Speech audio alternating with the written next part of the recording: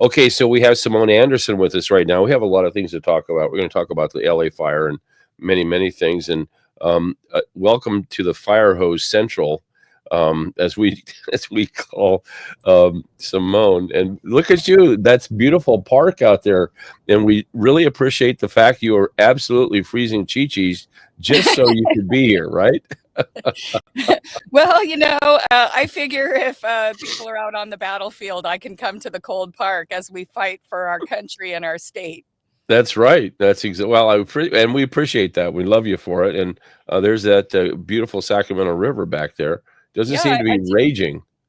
and the river's really full today, so I was trying to get it in the background. A lot of times it's too bright, but I'm here at 7 o'clock, so Yeah, it's working out. starting to become lighter every day now as we swing around the other side of the planet.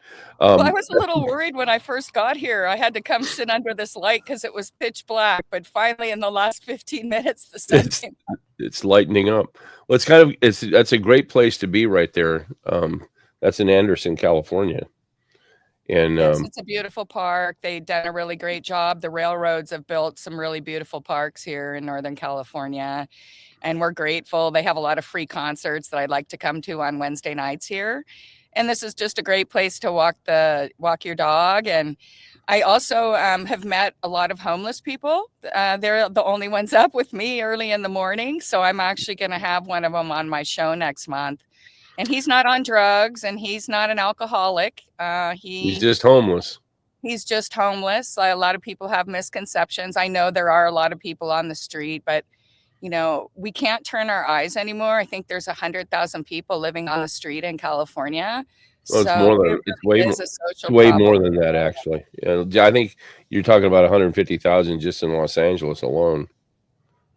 Well, we have a really bad problem here in the Redding area. We're what they call an anchor city. So everybody from all the other areas gets funneled to us because we have the social services and the VA and the different hotels that people can live in. So we really do have a high concentration. And of course, all the mills closed here and many of the industries closed here over the last few years. In the 80s and 90s, we had double-digit growth. We had people coming from Orange County.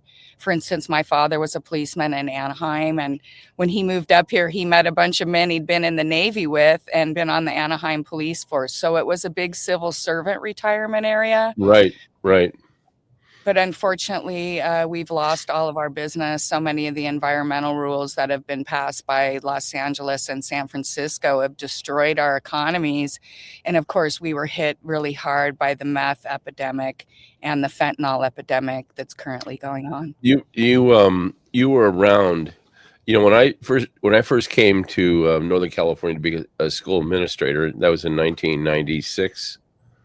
And we had been dealing in Orange County with in other parts of California, Southern California, with big gang and big drug problems, and they were just getting bigger and bigger and bigger. Then when I moved up here, I found that they were really big for small communities. They were enormous, and people from the Department of Justice called and said, "Oh, we heard you moved up there." I'm like going, "Wait a minute." Wait a minute. So you were around at that time in that area, and your dad was around. Did he retire in that time frame? Well, I grew up in Sonoma County, even though I was born in Anaheim. So my dad actually came in 1969 to the Guerneville Sheriff's Department, and he was on the drug enforcement. So he was exactly involved into what you were saying. And what's kind of interesting is we're kind of going through a similar time as we were in the 70s. We had all the troubles in the Middle East. We had all the men coming back from Vietnam addicted to heroin and opiates. Our government was using our airplanes. Anyone can watch Air America or different movies. Right. Different fractions of the government were using our military and our bases to smuggle drugs and smuggle people. And that's exactly what's going on now. Jimmy Carter was president. I think a lot of people believe Joe Biden was even a worse president than Jimmy Carter. So we really are in a reflective time. There was homeless people on the street. I remember my mom would take us to San Francisco on the weekend, and we'd see all the men on drugs laying in the street. And it wasn't as bad as it was now, but it is reminiscent of those times. It was really hard to buy a house. Inflation was super bad. So our country has been through difficult times before, and we have pulled through. So that's what keeps my spirits up, and just a look towards the future. Well, yeah, and Donald Trump has brought a lot of that back. I mean, just reversal after reversal going on. It's going to take a long time, though, because we're getting reports now that my sources in Washington are saying that the people are something comes from the executive branch, they just ignore it. Well, and that's been going on for a long time, and that's been one of the main problems of our government, is that our government employees don't work for us. You can see the mayor of, I don't know if you've ever looked into her background, but she was involved in very radical Karen Bass? Karen Bass?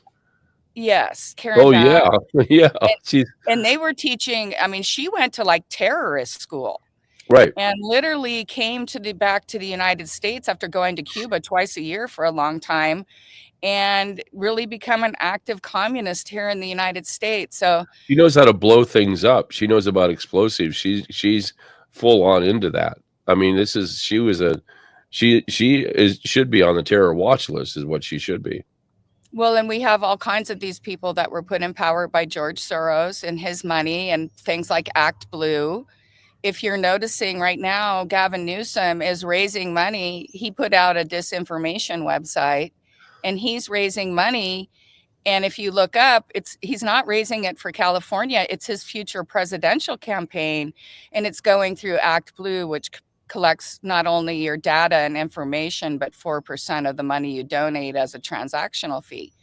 So why is our governor not using the government websites and allowing people to use the stuff we supposedly spent hundreds of millions, if not billions of dollars in our infrastructure, and our own government's trying to raise money off the back so he can run for president in a couple of years? So it's pretty disgraceful. I don't care what side of the aisle that you're on. A lot of people have been. They're just ignoring the laws. Has been lifted. Yeah, they're. This is what happens when you slide into this. This at this juncture of their direction towards totalitarianism is they're just choosing to ignore the laws, period. And again, one of the problems that the president is facing is the fact that departmentally, bureaucratically, his orders or whatever are being just totally ignored and not executed. Well, and they said they were going to do that, and so this is really treason and insurrection. Right. So people are so proud of talking about all these things, but I think that these people have been put in front of us because they've already been in trouble and being watched, and now that they're being shown to be who they are. So they'll, like all the people in Hollywood and all the different groups that have been so crazy after the last few years, they're going to destroy themselves. Unfortunately, they're going to take a lot of people down with them. I know we've talked a lot about the China connections to the fire and the direct energy weapons that were developed by our Raytheon with our money that was later sold to the Chinese. They've been using the direct energy weapons. I think if you look into the J6, I've been watching a lot of reporting on that. They believe that direct energy weapons were used on the people at the J6. And I don't know if you ever watch Monkey Works. He's a former military guy who watches all the airplanes. Well, he found it very interesting when they were releasing the J6 people. All the flights were coming from GItmo, which you're not supposed to keep American citizens at GItmo. It's for foreign hostile actors. He was tracking the flights and the delivery of American citizens from GItmo. So that's a very interesting story. If you know who Catherine Herridge is, she was with Fox, I believe, and then she went to CNN a few years ago. She's a White House correspondent. She just announced that she will be going to GItmo and will be staying in GItmo for the next several weeks, covering the trials that are going to be taking place there. So well, it's interesting. The trials for who? Well, she doesn't say. It's very vague. But if you know, under the first Trump administration, the first thing they did was sent the Secretary of Defense to GItmo. They spent $600 million refurbishing it for senior citizens and elderly people. And of course, there's a lot of criminals that have been in our government for a long time. So there is a little bit of confusion because they say GItmo is only for American citizens, but I believe a lot of the people in the public eye are really foreign nationals acting under. Yeah. So. I totally agree.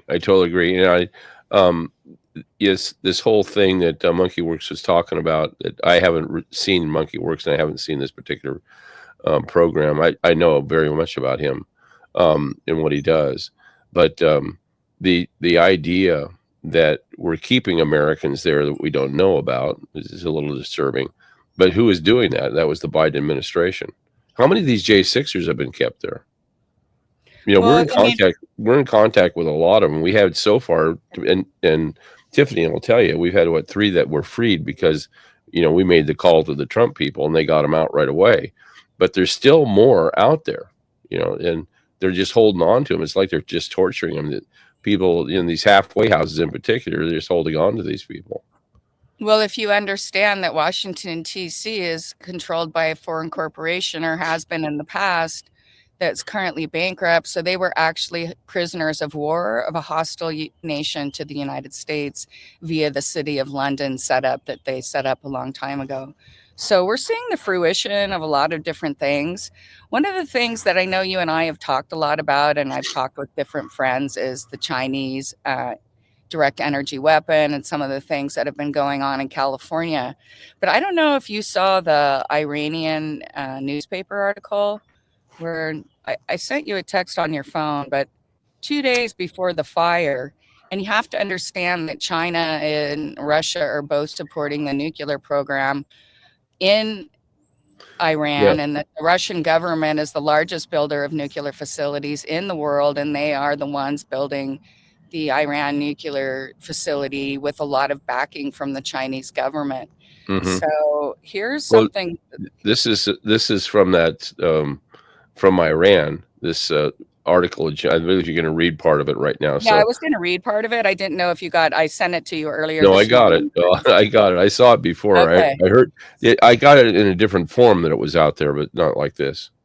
It says Islamic State terrorists published in their weekly newspaper instructions and tips on arson, and released a long article on the fires of California, saying it is retribution from Allah. It also states that in these hard times for the USA, it's a perfect time for lone wolf attacks against the West. Well, California in particular has to add to this, and because I got a briefing the other night, and I said, can I share this? I said, oh, yeah. So Gavin Newsom, to keep California afloat, has been borrowing money from Chinese banks, not China itself. They said it's not China, but it's the banks. And he's been defaulting on the loans. And he's been defaulting on numerous other loans that we don't even know about. So now we know about the defaults with the Chinese banks, and of course they want their money back. And of course, who did they get involved to somewhat back them for the money for California? Were the Saudi Arabians. And they're not at all happy that they're not getting their money back. And I would say that I know there's Sunni Shia business, and Sunnis are is it the Shia that are Iranian? I'm sure they talk to their buddies that are Sunnis, and in some degree, and the unhappiness in a general sense towards California is growing in Saudi Arabia as it is in China, because they're not getting any money back. Well, and they're not getting any money back from all the African nations they lent it to. They're not getting any money back from any of the nations they lent things to. China is collapsing. I'll get into that a little bit later. You and I have talked about that frequently. But what happens, and the United States did this, other countries have done this. When we have economic hardship and we're losing control in our own country, we start expanding internationally. And China's doing that right, trying to set up. As I've told you before, I've been in major cities where there's these large Chinese empty buildings. The elite of China, or the CCP, is collapsing right now. They are having the biggest riots in China. It's crazy what's not being reported. But just to get back to Iran, we'll touch that a little bit later. But we have to remember who is making millions of dollars via the Australia trading company. I can't remember. I think it was McCurdy or something. I can't remember right now. But Kamala Harris, her husband, and the head of Iran security have investments in companies that are going around the embargoes. And if they could get their hands on Iran oil. So I think there's a bunch of different things going on. If you know, Kamala Harris wants to be governor of California. So there's different power structures that fight each other. And I don't think Gavin Newsom and Kamala Harris are on the same team. Although the overall structure is the same, they fight amongst each other for power and control. I believe that. I don't believe that they're on the same team. But the power and control aspect of it, I don't think she has much respect for Gavin Newsom. But she's a bigger criminal than Gavin Newsom in many ways. Even though I don't know, maybe they're equal.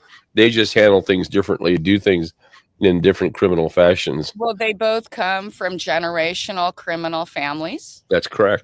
Gavin Newsom's grandfather ran Baltimore for the mob. He was investigated for killing Kennedy when he was Kennedy's labor secretary. A lot of people don't realize that Nancy Pelosi and Kennedy dated when they were young. They were put together as a power couple from two mafia families. So there's so much interesting. And Kamala Harris, of course, we've discussed her history. Her family was one of the prominent members of the Thuggee Society that murdered over 2 million people from the 13th century into the 18th century. And, of course, aligned themselves with the British intelligence and continued their atrocities to this day.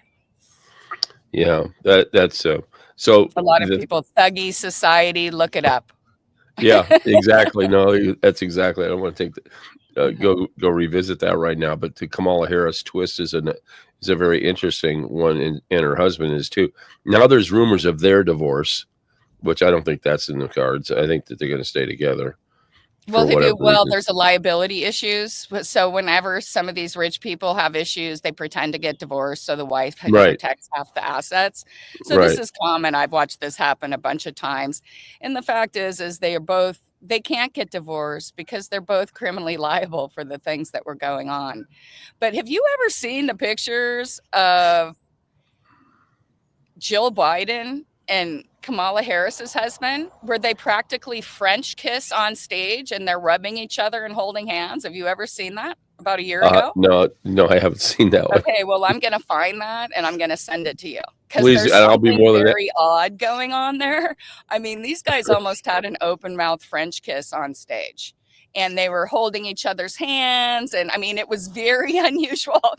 If it was my husband doing that on a stage in a public area with, my business partner, basically vice president's husband, I would be a little upset. So maybe we can find that for the next show. And it's actually on video. It was about maybe 18 months ago now. The National Enquirer hits Agenda 21 radio.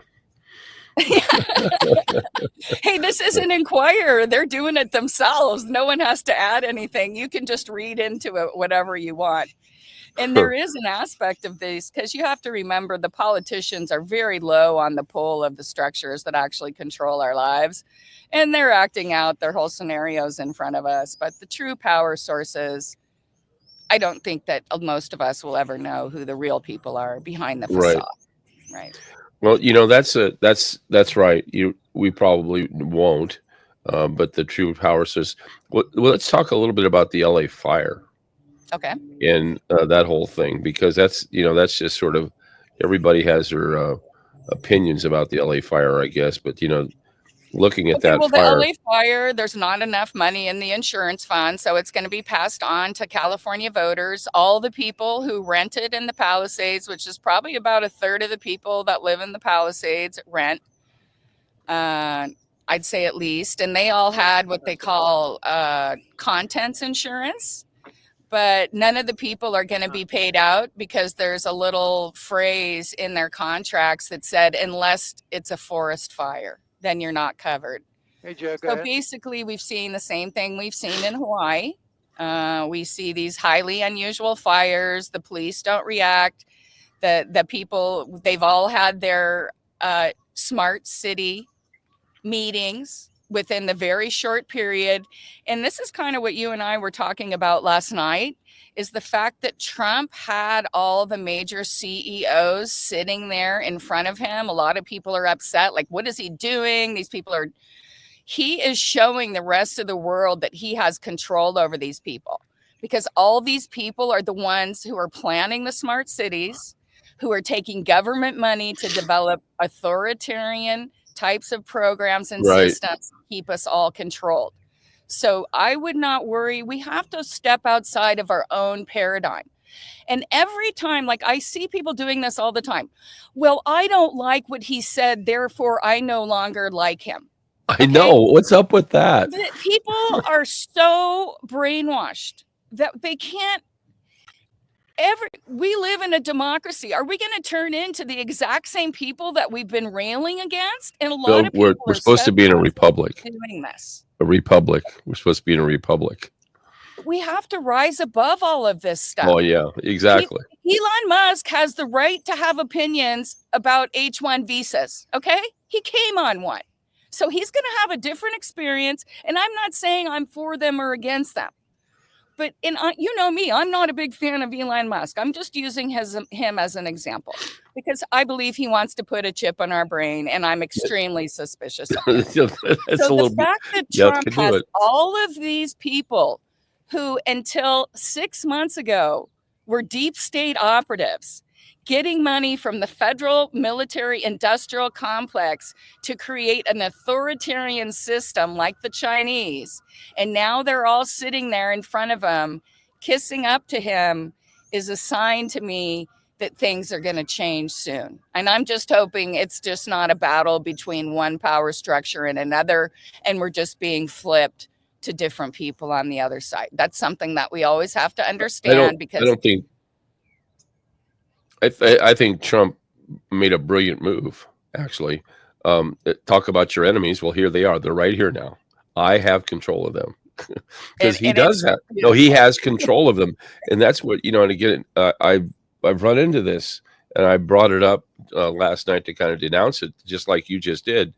He says one thing and you see it, and it disagrees with you personally, that one little tiny issue. And all of a sudden you're now turned into a Donald Trump hater. I'm like, oh, what in the world? I mean, he's got, look at his world. Now, what they don't talk about is, a lot of people don't know, there's a continuum, because he brings all those people together. He's bonded up with them. I said that at the time when he went down to Silicon Valley and met with all those people, I said, he's seizing the whole valley. That's what I told people. He's seizing the whole valley. He's taking it. He has taken it, and he's going to have control of it, because he's got the power. He can regulate these people into oblivion if he wants to. And again, these people are figureheads. Most of them came from wealthy families, like Mark Zuckerberg is a Rothschild. Right.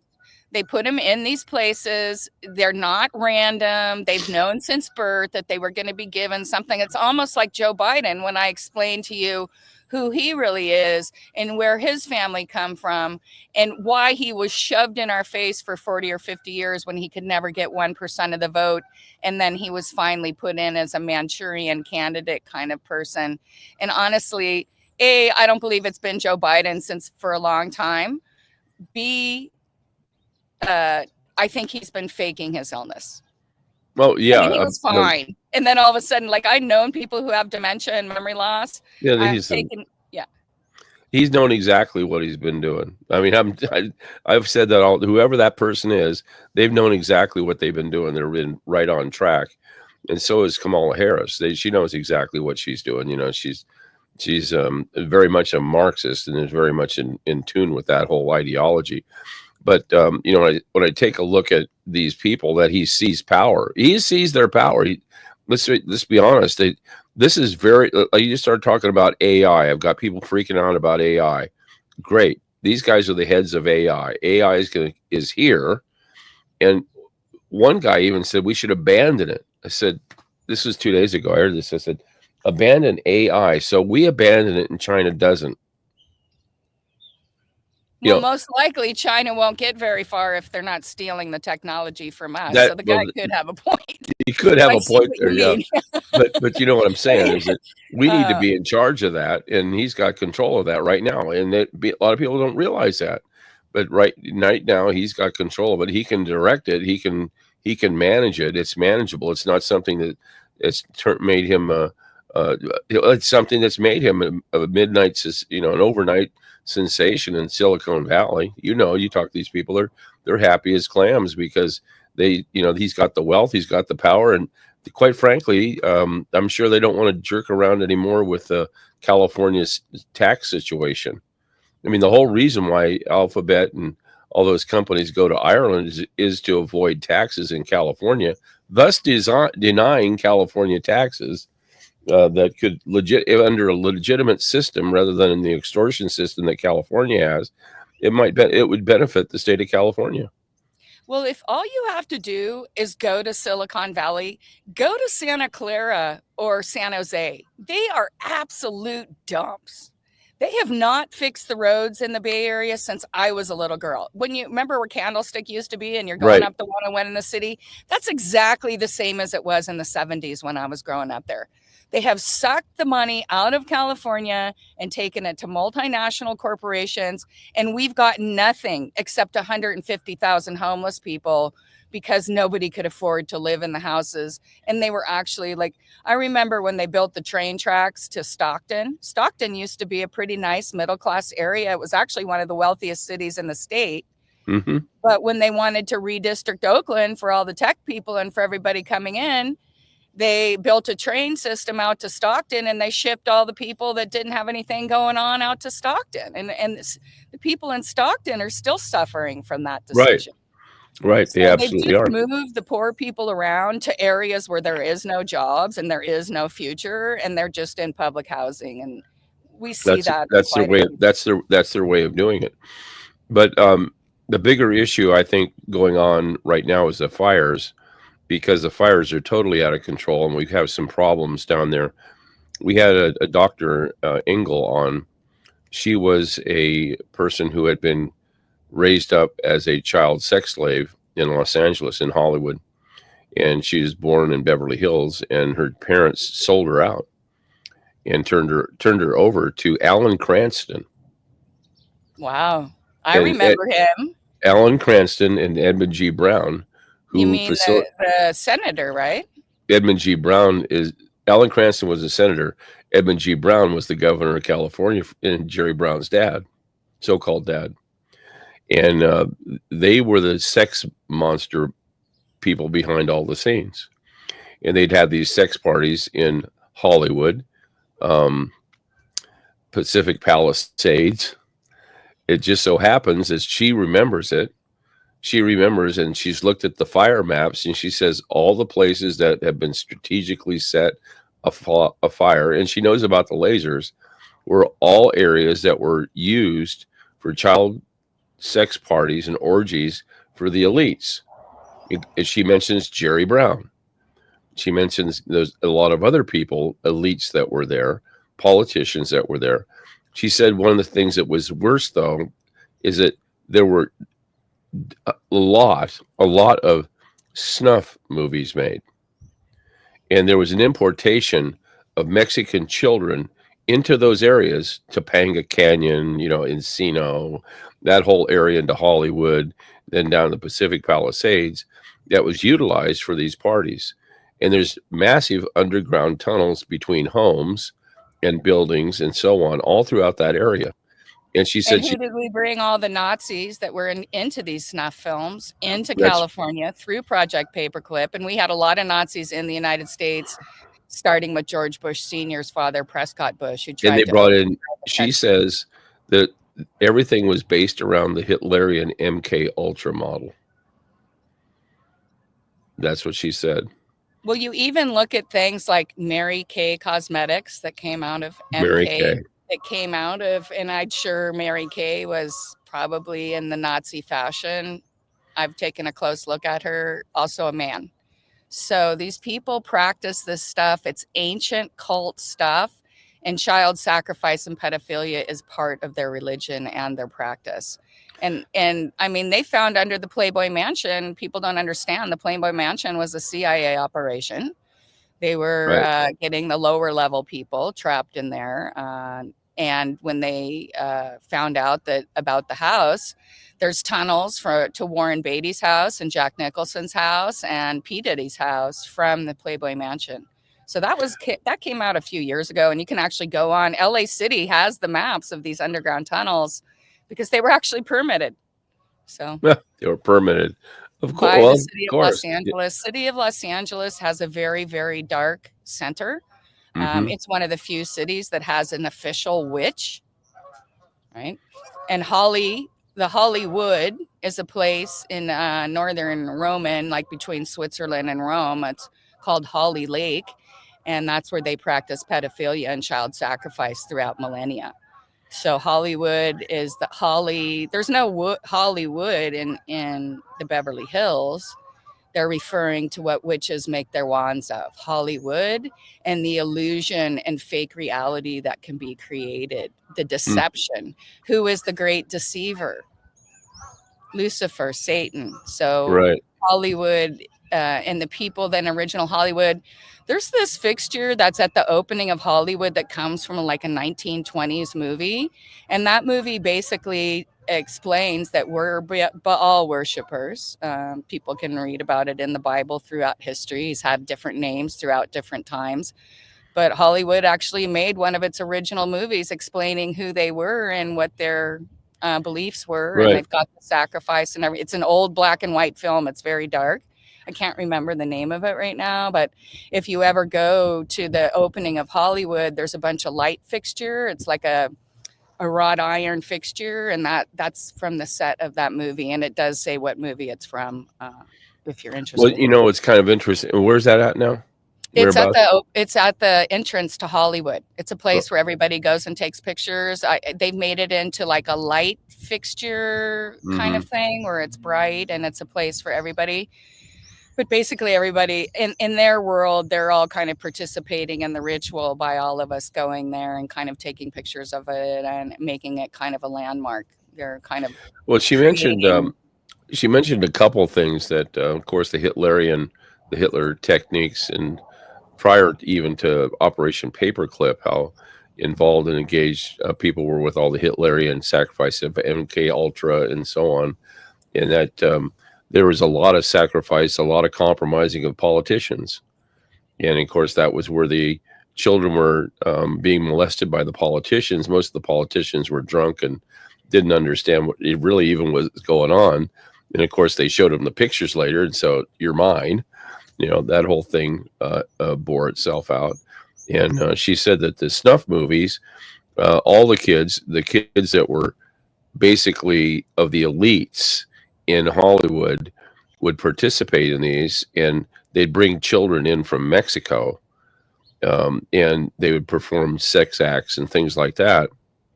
And at the end, they would shoot all the kids from Mexico and kill them. No witnesses. No witnesses. And of course, that's just something that isn't right, obviously. But then it's really kind of funny because years later, she was saying that she actually shot a real gun because they gave the kids guns to shoot. Now, the elites were sort of around in the circle, and they had guns they had the guns, and the Mexican kids didn't. So all the Mexican kids died, like piled up. And she said it wasn't until she actually fired a real gun that she realized she wasn't firing a real gun. It was a toy gun. And the gunfire was coming from behind. Were they convincing the children that they were doing it? Yes. Well, getting back to Kamala Harris, who's, got strong ties to the Muslim Brotherhood, and so does Hillary Clinton's. Who started the Muslim Brotherhood? Adolf Hitler and Albana. Exactly. Yeah. So these are all tied in. I believe we're literally at the end, if not World War I, the end of the Civil War, because all of these same forces, it took that long, 120, 150 years to put us into the situation that we're in now. A lot of people don't understand some of the things that triggered some of the the revolt against people owning slaves, or the atrocities being committed by some of the slave owners who had been banned from Europe to the Americas and came here and committed the same atrocity, including relatives of Joe Biden's family, or some of the most vicious. I mean, I don't want to get into it on your show. We could do one, but some of the things they did to these slave women, they would intentionally abort the children, and then they would cut off their head and sew it to the breast of the woman. And I mean, just insane stuff. There was one woman from New Orleans that would serve men's testicles in her spaghetti sauce. These people were mentally insane, and they come from the satanic bloodlines of Europe, like the royal family of England, spawned from Vlad the Impaler, who, again, used to shish kebab people and children and then roast them. So these people come from very, very dark things. These are terrible things to talk about on an early Monday morning when we're looking. I've had coffee. People really have to understand where the people that are predominantly put in front of us come from these family lines, and on both sides of the aisle, as you're explaining. I used to go, I was working before communism collapsed in the Soviet Union, and so I would frequently fly. And the last time right now they're harvesting all the women and children out of the South American countries. But during that time, they were trafficking all the Russian women, who are beautiful. Right. Russian women are generally very attractive. All of the men were murdered in the World War I and World War II. So the unattractive men are kind of left. I don't mean to be, but the women, there's an abundance of women, especially when you go to cities like Moscow. It's like New York. When you're walking around in New York, you see all the beautiful ladies in Manhattan. And that's kind of how it was. And so they were harvesting all these women out of the Soviet Union. So the more that I know about Cranston, because he was almost on every flight, every time I went out there, or he was on my flight back. So I was watching, who was being involved in the Soviet downfall. But people have to understand that communism, and a lot of our leaders are communists too. And so they were actually working with the communist government and just sucking the last money and assets out of the Soviet Union before it totally collapsed. Well, one of the big things that was prompted the whole Flynn thing when in Russiagate was the fact that Putin, through his ambassador, I can't remember, you might remember his name, that met with Flynn in November before Trump became president. But he handed over a flight manifest, a large flight manifest of names, people on aircraft leaving from St. Petersburg to Hollywood, and babies, and the whole sex trafficking thing was going on at the time. And that listed everybody on planes and that were engaged in sex trafficking.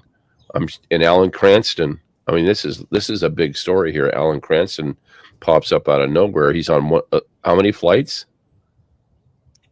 Numerous flights out of Russia. And yeah, a lot of people don't understand that, like Romania as a country, it lived off of the orphans that they sold out of the orphanages to sex traffickers.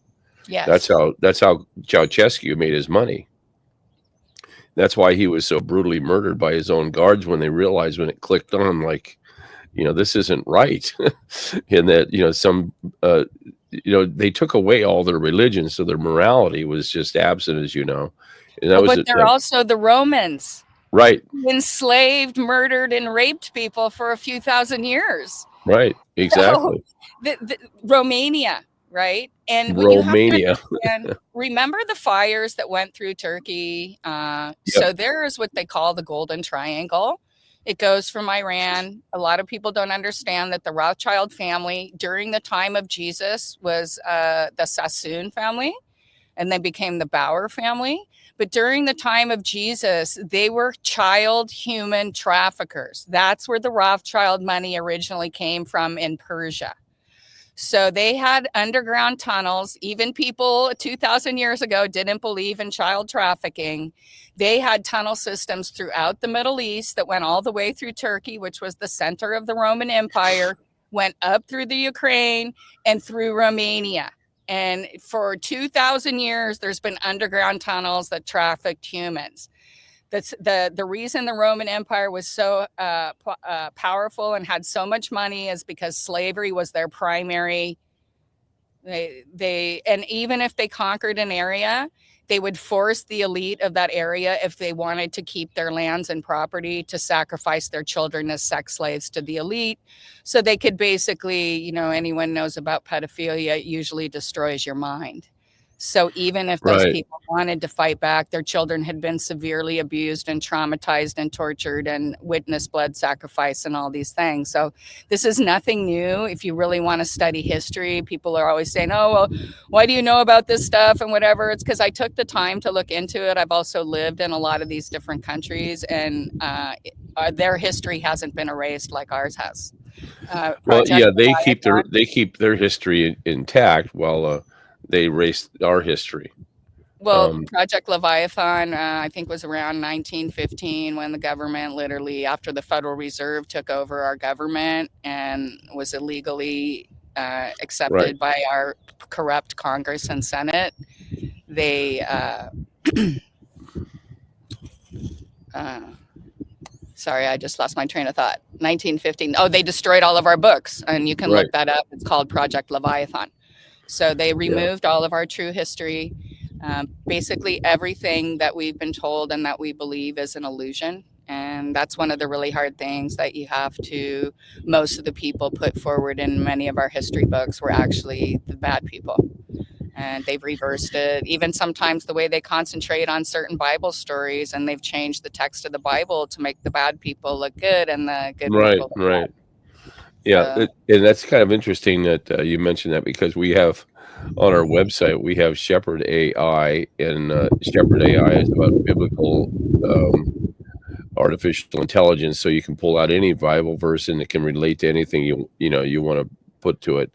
And we've been putting the Constitution, Declaration of Independence, and Bill of Rights to it, and it comes back and gives us all these Bible verses and all the things that the founding fathers probably were considering at the time when they were writing these documents. But when you have evil controlling AI, then you have evil AI. When you have good, that's good people that are using it, it's good AI. So evil is abundant out there. It's showing its face more and more now than ever before, and it's become a huge crisis. Obviously, it's threatening the United States of America. And now, of course, the big thing out is in California is the Cal Exit program, which is a secessionist movement. And that it's just a straight up secessionist. And in fact, the LAO, I got the picture here. I got this document from one of my listeners. It's the LAO document. It's the LAO document, legislative analyst document, on this whole idea of Cal Exit. And I'll be reading that in the next hour. But this is now where we're at. We are at war. And as I was explaining last night, wars take time to develop. And not only when the wars are so-called, quote, over, there's a long after effect that has to be dealt with. And, that's what happens in wars. And people who understand and study wars and have been at war for generations, they understand how these after effects play. And, of course, the Civil War was the turning point for the United States, in which being confronted was slavery. And, of course, so many other things. But when the slavery was used as sort of the impetus to spawn other things, which is what's been happening, it was still there. It never has gone away. Slavery has been in human society forever. And will it ever, do you think it'll ever go away? No, because there's always going to be the devil's people at work on the planet. And slavery is one of the most vicious things throughout history. It's been around since the beginning of time. And in a way, a lot of people, we all believe we're free Do you feel free when you give 50% of your money to the government and then they give it to other people and you've got all these people living in tents? How free do you think the people in North Carolina feel right now? Yeah. So we live in a slave system. We are all in the birth certificate system and they do own us. So it's really a long battle, but I believe a lot of people say we're in apocalyptic times, and you and I have discussed this before. The word apocalypse literally means the unveiling. The veil is being lifted and we're seeing the world as it truly is. So it's a blessing and a curse, but we have to see it so we can move on. This has been confronted many, many times. And I think that right now, a majority of the world's mind is shifting.